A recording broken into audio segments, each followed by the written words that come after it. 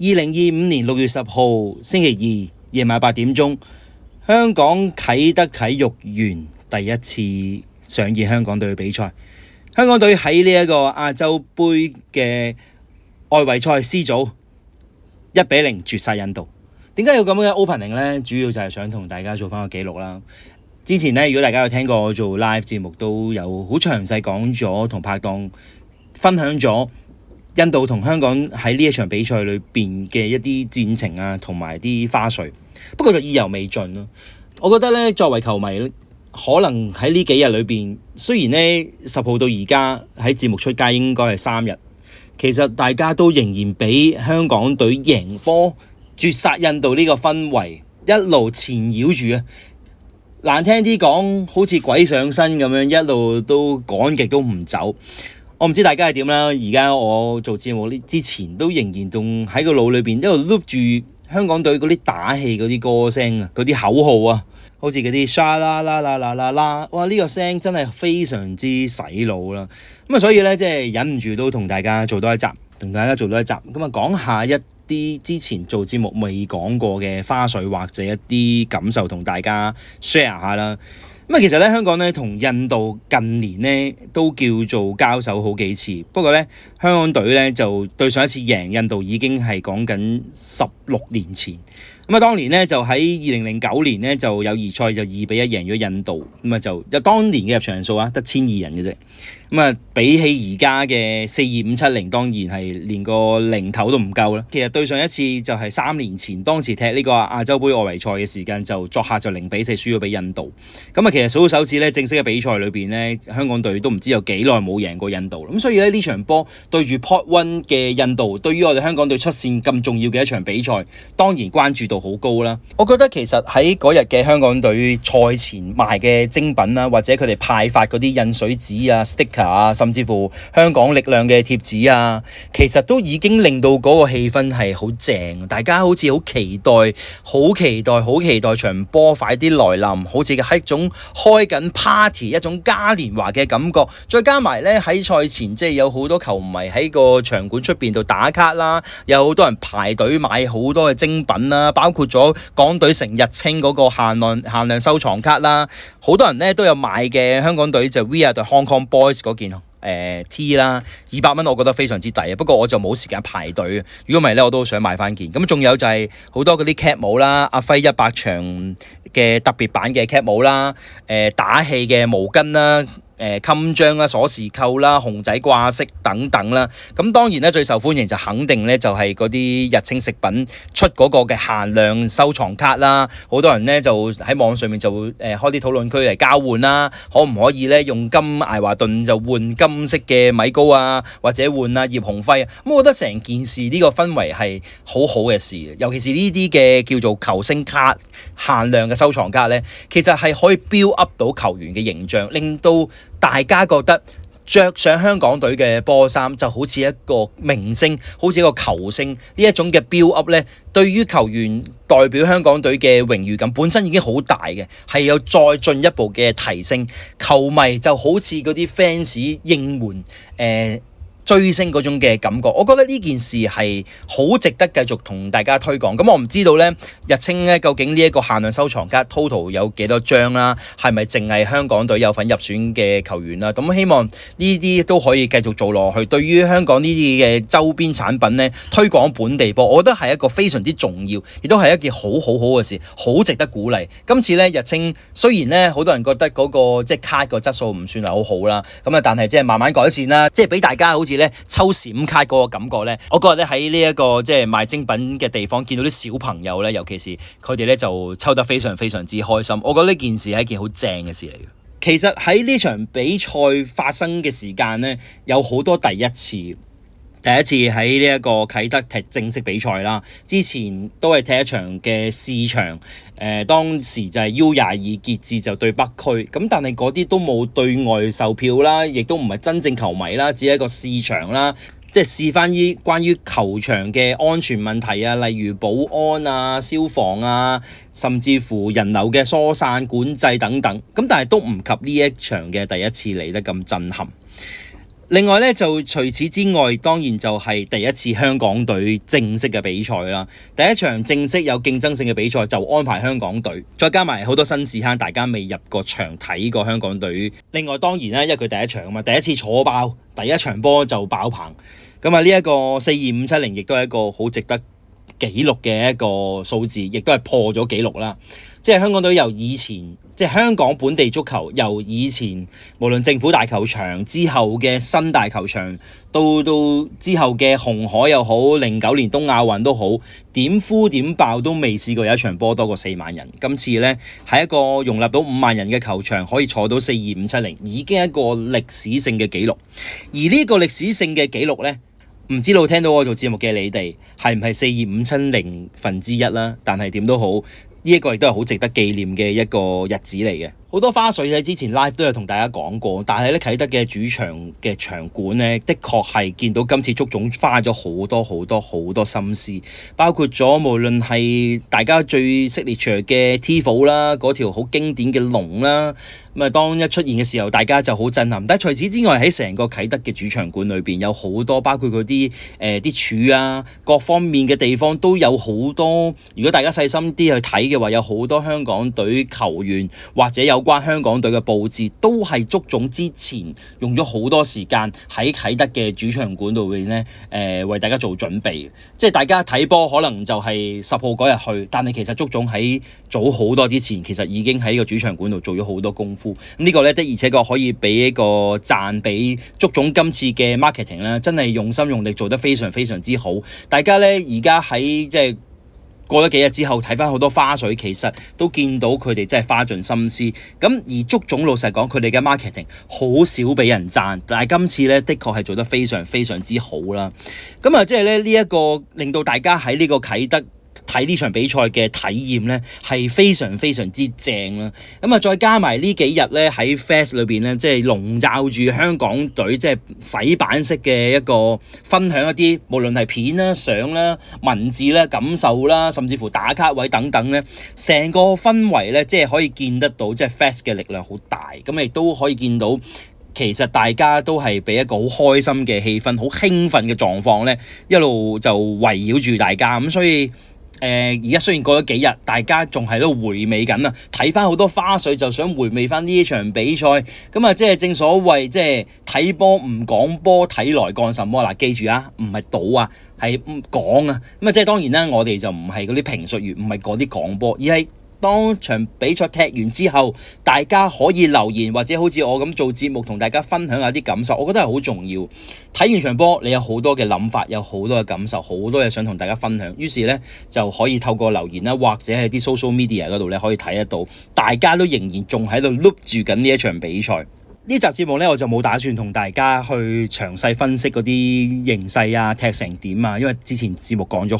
好多啦。或者大家想睇一啲戰術分析或者球員表現，可以聽翻蘇雞老師佢嘅節目啦，佢都好詳細同大家講咗。咁所以我同大家講下少少花絮同埋一啲感受啦。因為今次咧，其實印度咧喺呢一個小組裏邊咧，係作為 Tier 1嘅球隊啦，當然對手就肯定係比我哋強。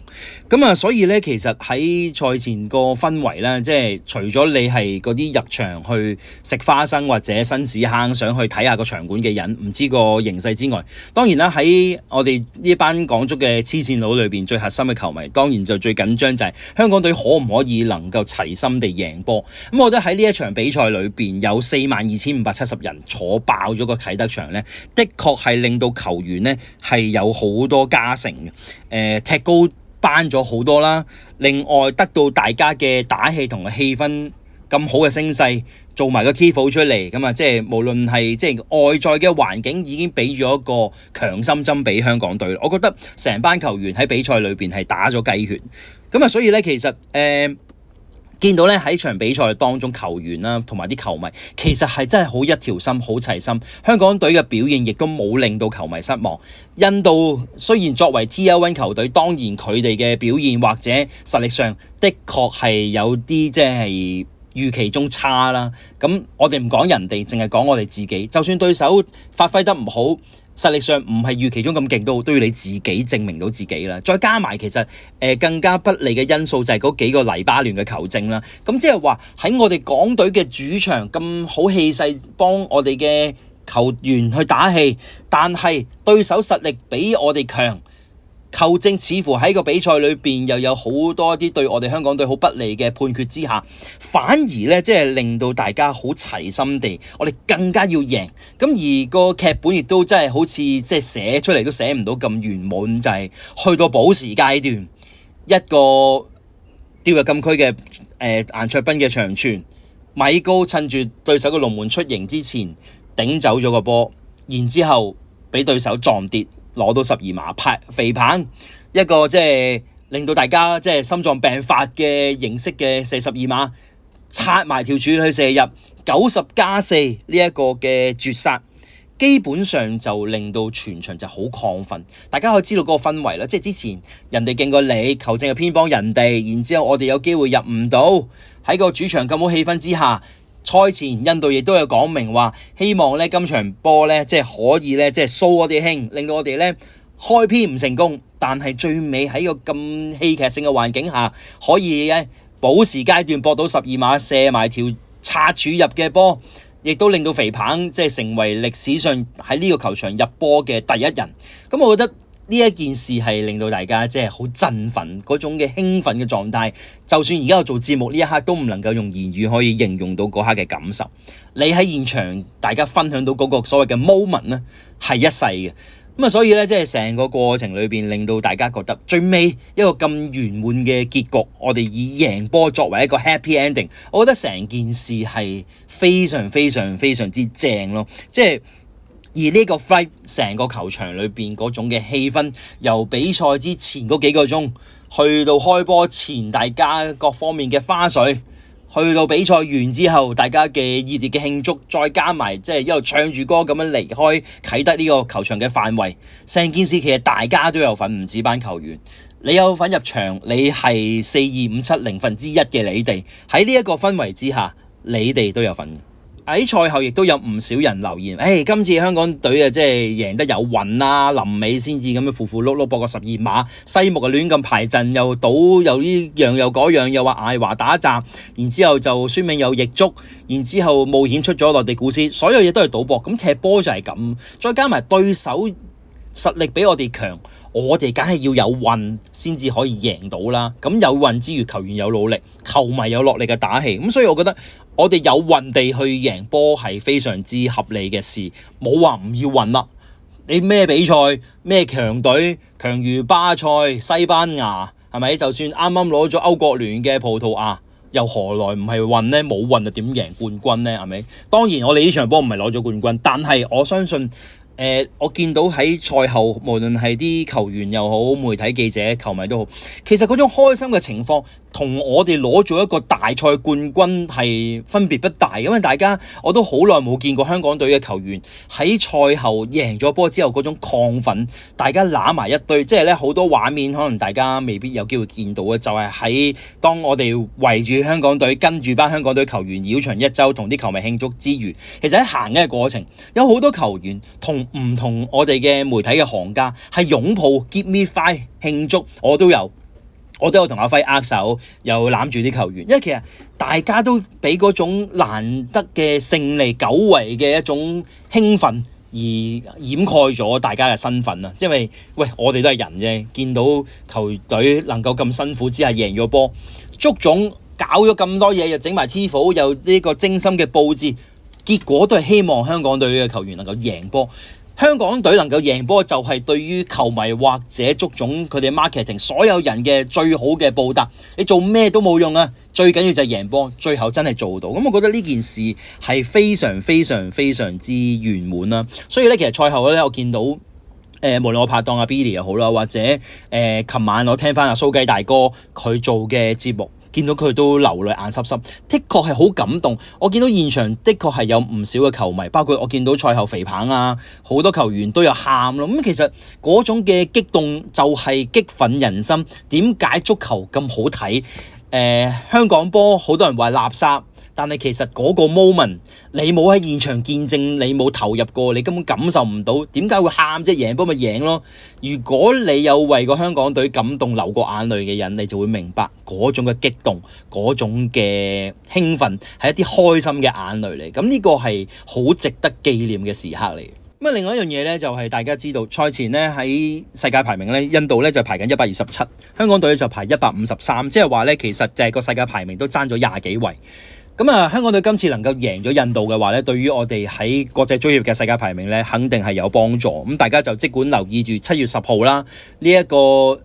國際足協呢一個最新嘅世界排名，香港隊可以升到幾多位咧？啱啱能夠贏到印度。喺個出線形勢上，而家香港隊喺 C 組叫做1勝1和攞4分咧，就審慎樂觀啦。因為嚟緊香港隊仲有2場作客嘅賽事，咁能唔能夠出線冇人知，咁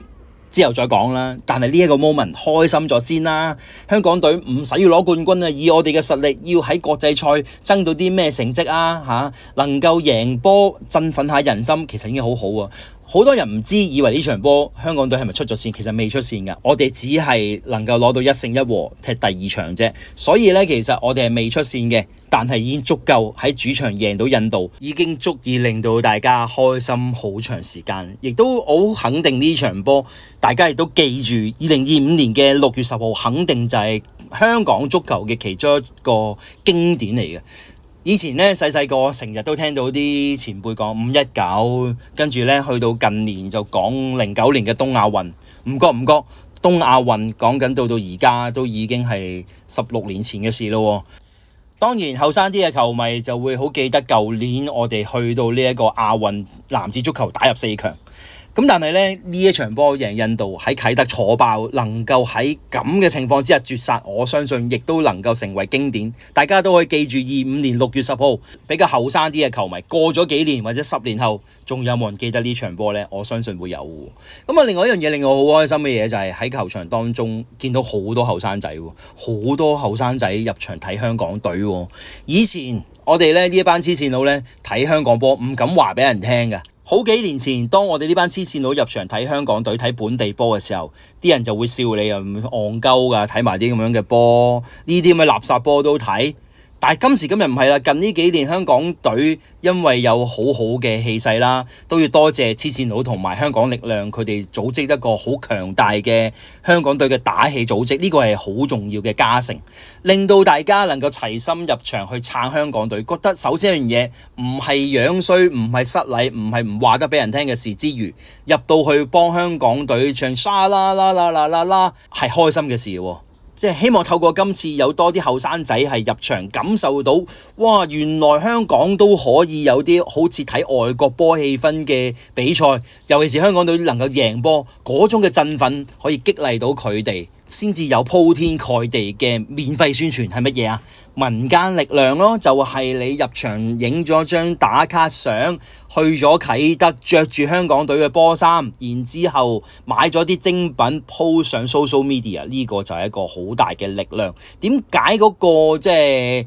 熱度到幾日之後仍然 keep 住咧，都係多得佢哋。咁所以我覺得呢件事咧係一個好重要啦。香港足球需要薪火相傳，咁都要好需要後生仔入場支持先至可以傳承落去啦。咁啊，亦都更加開心啦，就係喺球場我就見唔到啦，我見到 social media 就 po 咗好多靚女，佢哋喺球場嘅打卡相，我就喺球場見唔到啲靚女啦。我見嚟見去就係 Wingo、Billy 同埋一班記者嘅啫。呢一刻嘅心情仍然都係好開心、好興奮。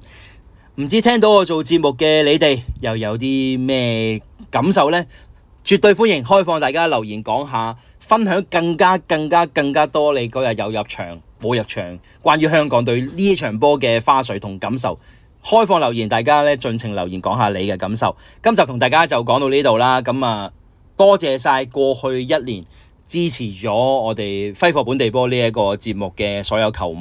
咁啊，嚟緊呢，下個禮拜我哋會做翻一集回顧港超聯整個球季嘅賽事。咁但係到時咧，大家就留意住我哋嘅直播節目啦。好，今集同大家講到呢一度，我哋下集再見。